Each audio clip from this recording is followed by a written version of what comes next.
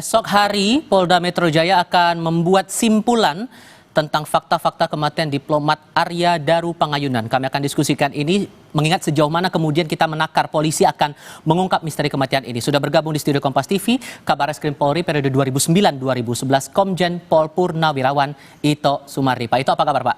Malam. Baik, Mas. Terima kasih sudah mau bergabung dan datang ke studio Kompas TV kali ini. Membaca ekspektasi Pak, untuk besok ini kan disebutkan polisi akan menyampaikan hasil analisis forensik dan juga temuan-temuan bukti-bukti atas kematian Arya Daru. Ekspektasi apa yang mungkin bisa publik dapatkan nanti saat polisi mengumumkan itu? Apakah langsung ketahuan ini kejahatan apa, pembunuhan atau bunuh diri atau semacamnya? Ya, kan begini.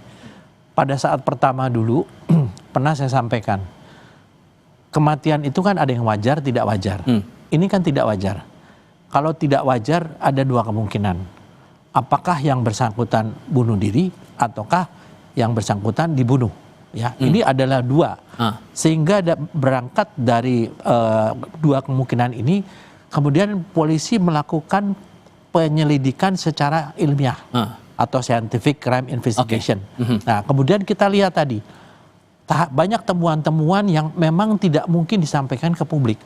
Banyak orang mengatakan pihak mengapa tidak disampaikan kepada publik setiap ada temuan. Justru dengan setiap ada temuan, kalau disampaikan kepada publik, maka publik akan membuat hipotesa sendiri, membuat skenario berdasarkan opininya. Oke. Kita coba lihat dulu untuk bukti yang belum lama ini juga menguak di publik. Salah satunya adalah visual di sekitar gedung Kementerian Luar Negeri. Diketahui posisi dari Arya Daru Pangayunan ini saat itu berada di rooftop atau teras atap selama 1 jam lebih. Kita coba lihat juga visual yang ditampilkan. Ini kita akan lihat visual dari area rooftop atau teras atap gedung Kementerian Luar Negeri. Ini dia, polisi menyebut ini menemukan tas milik diplomat Arya Daru juga.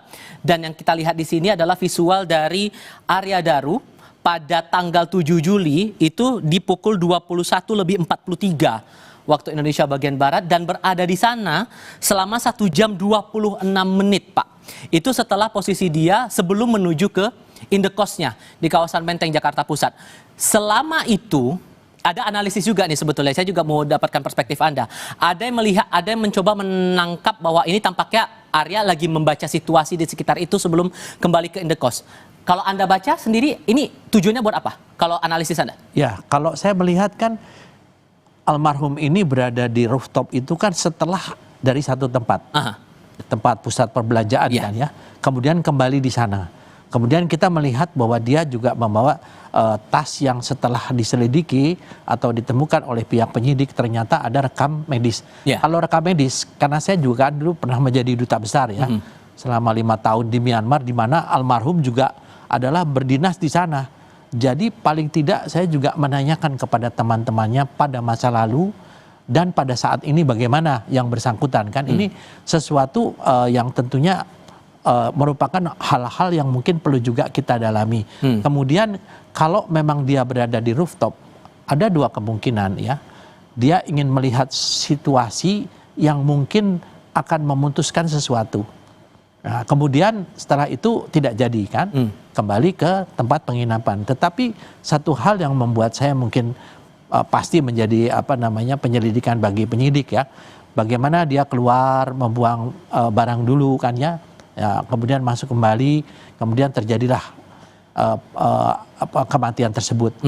Di sana yang menjadi pertanyaan adalah dari HP, HP-nya almarhum. Masalahnya HP-nya juga belum ditemukan sampai sekarang. Karena kan kalau dari hasil otopsi itu adalah menentukan penyebab kematian dan waktu kematian. Oke, tapi sampai sebelum ke situ, kalau Anda membaca apakah ini upaya dia untuk melihat kondisi, memastikan tidak ada hal-hal yang mengancam dirinya, makanya kemudian dia memilih untuk melihat rooftop selama itu, Pak? Ya bisa ya, karena begini, tadi kan yang harus kita dalami di sini adalah bagaimana motif almarhum ya. Apakah ada sesuatu yang membuat dia berpikir untuk mengakhiri hidupnya, atau dia merasa ada orang yang mengancam yang akan keselamatannya dia?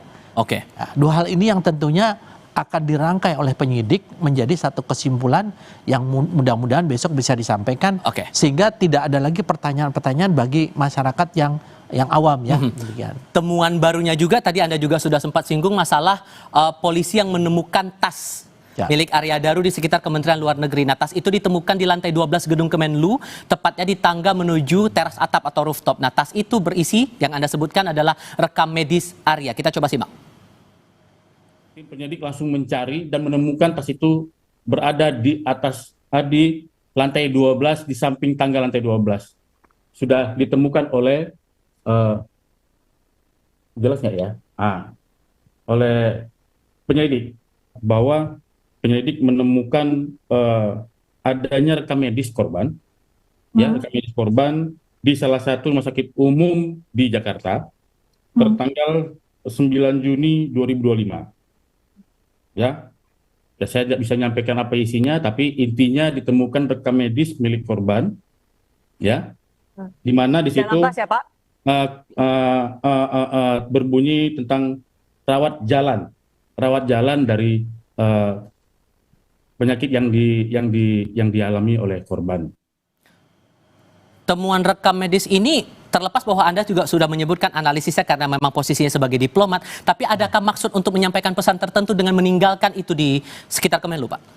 Saya yakin dari teman-teman penyidik mereka sudah juga melibatkan daripada tim psikologi forensik, bahkan juga mengundang dari pihak luar ya, dari asosiasi. Nah di sana juga kan kalau orang ingin mengakhiri hidupnya sendiri, itu juga ada tanda-tanda yang ditinggalkan. Nah ini kan satu hal yang menarik, mengapa tas ini harus ditinggalkan di sana? Maksudnya apa? Nah kalau memang ini adalah hasil rekam mediknya, ini biasanya setiap diplomat yang akan diposting di satu tempat, dia tuh harus dicek kesehatannya. Seperti saya misalnya, untuk menjadi duta besar saya harus melalui pemeriksaan dan setiap tahun tuh kita ada pemeriksaan rutin. Kalau kita bicara masalah kebiasaan. Tapi di sini kan tanda-tandanya apa? Mengapa dia harus meninggalkan di sana? Kemudian apakah ada barang belanjaan dia? Karena kan dia sudah tinggal 1 minggu sudah berangkat ke Helsinki kan, tugas baru. Kemudian sejak kapan HP-nya itu mati? Dan di mana HP-nya itu saat itu mati posisinya? Kan kita bisa membaca di sana kan. Kalau memang HP-nya itu mungkin matinya atau hilangnya pada saat dimatikan di dalam kos tersebut, berarti kan ada seseorang yang mengambil HP tersebut. Soal HP ini juga menarik karena terlepas bahwa sekarang polisi juga menganalisis dari digital forensik, baik itu CCTV dan lain-lain, termasuk laptop terakhir yang disebutkan bahwa sedang dianalisis, ini ponsel masalahnya hilang, Pak. Apakah kemudian ini akan mempersulit untuk pendalaman kasus ini? Sama sekali tidak. Karena kan ada jejak digital di operator. Polisi itu punya direktorat cyber yang canggih ya, peralatannya canggih sekali. Kita lihat kasus-kasus terorisme yang bisa dibongkar. Kita tidak perlu ada fisiknya dari HP tersebut. Nanti akan diteliti jejak digitalnya. Apakah ada komunikasi antara almarhum dengan siapa? Dengan keluarganya kah? Dengan teman-temannya kah? Dengan seseorang kah? Atau mungkin di sana bisa disampaikan pesan-pesan yang menunjukkan bahwa yang bersangkutan itu merasa terancam. Atau sebaliknya ada pesan-pesan yang menunjukkan bahwa almarhum itu merasa putus asa, sudah putus asa. Tapi secara logika menurut saya ya, karena yang bersangkutan akan mendapatkan posting di tempat yang lebih baik, biasanya itu merupakan dambaan daripada diplomat nih, untuk kembali diposting keluar. Karena kan dari segi kesejahteraan sosialnya jauh lebih besar daripada dia bertugas. Penugasannya levelnya berbeda begitu ya? Pastilah. Itu kira-kira itu yang pasti akan didalami. Sehingga nanti kalau misalnya ada 2 kemungkinan tadi ya ditanyakan, kalau yang bersangkutan itu mengakhiri hidupnya sendiri, yang harus didalami penyebabnya apa? Karena ada seseorang merasa berdosakah? Atau dia merasa terancamkah? Atau mungkin ada sesuatu penyakit yang membuat seseorang itu merasa putus asa. Kalau misalnya tidak, tentunya ada seseorang yang memang mengakhiri hidupnya, dan ini tentunya harus ditelusuri menjadi pekerjaan rumah ke depan setelah pengumuman siapa pelakunya. Termasuk juga yang menarik di sini karena selama ini kan kita melihat visual di CCTV sekitar Indekos hanya satu sisi begitu Pak, di area luarnya saja. Dan belum lama ini video amatir detik-detik penemuan diplomat Kementerian Luar Negeri Arya Daru Pangayunan yang lebih dekat lagi visualnya itu sudah beredar. Nah video ini menunjukkan saat penjaga Indekos ini menemukan jasad Arya di dalam kamarnya. Nah ini dia Pak. Yang Anda lihat ini sekarang juga saudara adalah kondisi saat penjaga Indekos masuk ke dalam kamar Arya.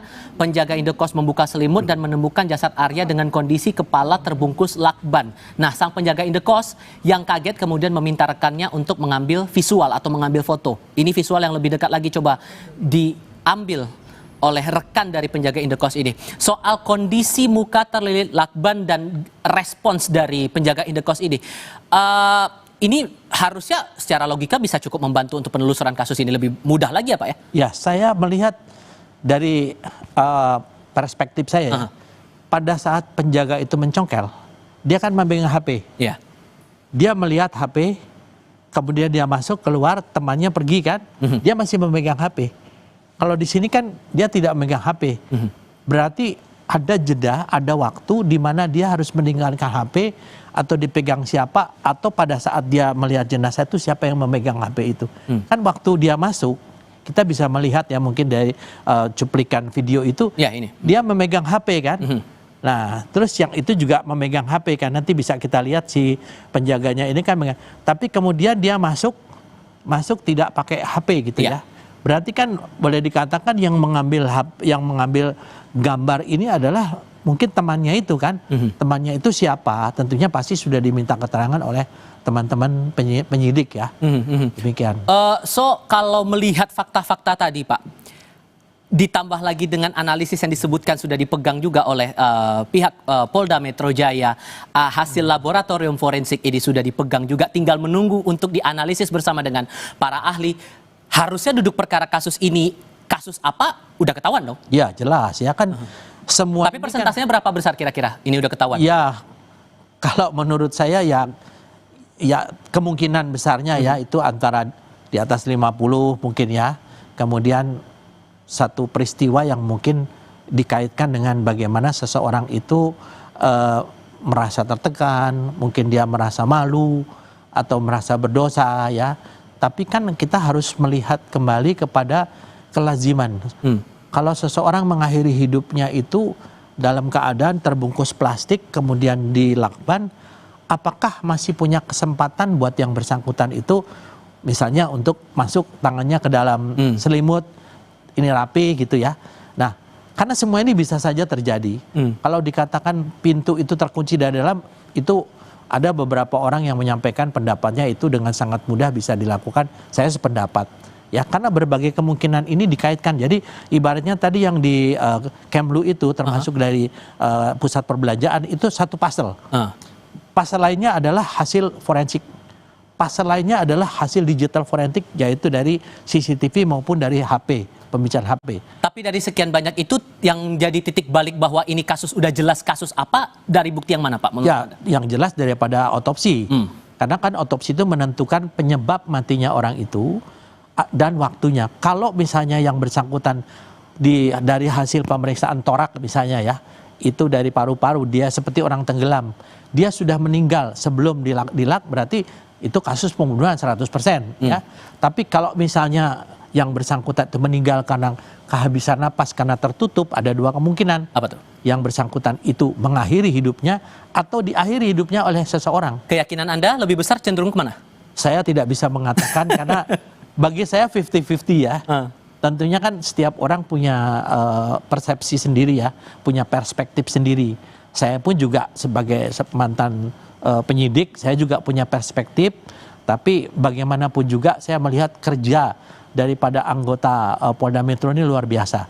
Kenapa? Dari jejak digital ini diikuti sampai mendapatkan rekaman CCTV yang ada di Kemlu. Itu diperoleh dari penelusuran jejak digital loh, sampai dari satu pusat perbelanjaan, dia kembali ke sana gitu kan. Harusnya dalam 2 minggu proses ini yang telah dilakukan oleh polisi tidak membuat kasus ini jadi abu-abu, dan berharap besok ada kejelasan di balik kasus ini. Pak Ito, terima kasih banyak ya Pak, sudah mau berbagi pandangan bersama kami kali ini dan sudah mau datang ke studio Kompas pada malam hari ini. Kami akan lanjutkan dengan topik lainnya usai jeda saudara, termasuk Jokowi